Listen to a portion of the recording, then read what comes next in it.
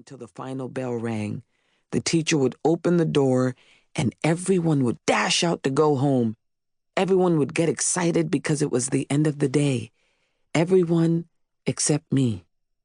As much as I could, I would push and shove my classmates, almost clawing my way to the front of the line, not caring in the least if they got pissed at me, because when the bell rang, I had to start running. I had to escape. A boy in my class who was Cape Verdean from the Cape Verde Isles off the coast of West Africa was black and Portuguese, and as black as I was, but he didn't want to be associated with African Americans, a mindset I later learned was very common among Cape Verdeans in Central Falls. More often than not, they self-identified as Portuguese. They would kill you if you called them black.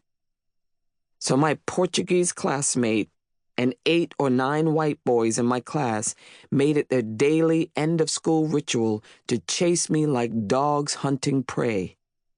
When that end-of-school bell rang, it was off to the races, running literally to save my life. For the gang of boys, it was sadistic fun time. Every day, it was the same madness, the same trauma. Me taking off like Wilma Rudolph or Flo-Jo and them tight on my heels. While chasing me down, they would pick up anything they could find on the side of the road to throw at me. Rocks, bricks, tree branches, batteries, pine cones, and anything else their devious eyes spied. But running me down and throwing projectiles at me wasn't enough for them. Their vitriolic screams were aimed at the target of their hate. They threw, "You ugly black nigger, you're so fucking ugly, fuck you." Thank God I was fast. I had to run my ass off down Eben Brown Lane, the route I would take because it was a shortcut to get home, an idyllic road that looked like a scene from the Brady Bunch. At times, the boys would hide behind houses on that street and I would have to duck and dodge and crisscross. I was being hunted.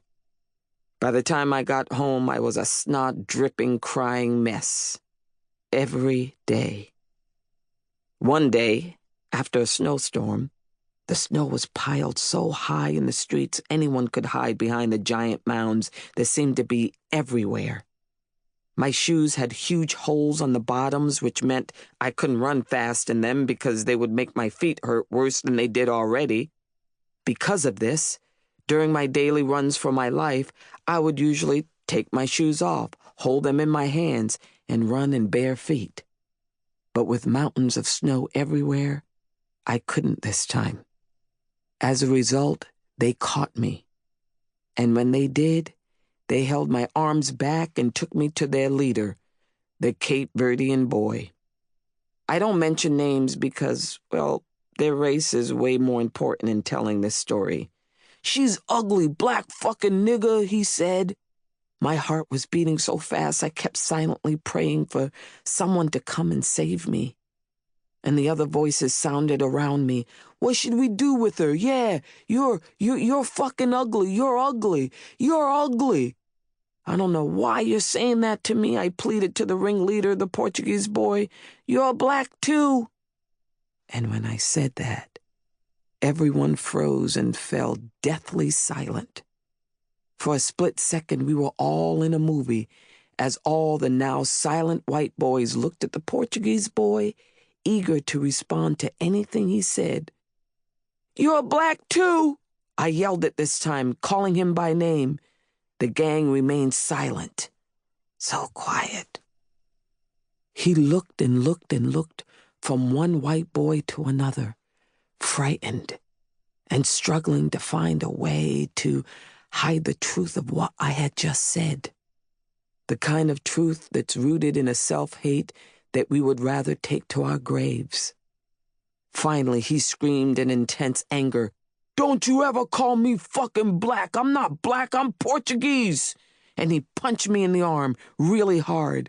He looked down, ashamed at being called out, as if I exposed the ugliest, most painful truth. "Get out of my face!" Then they threw me in the snow and kicked snow on me. My arm stiffened, it was in pain. I walked home, completely humiliated. Until the final bell rang, the teacher would open the door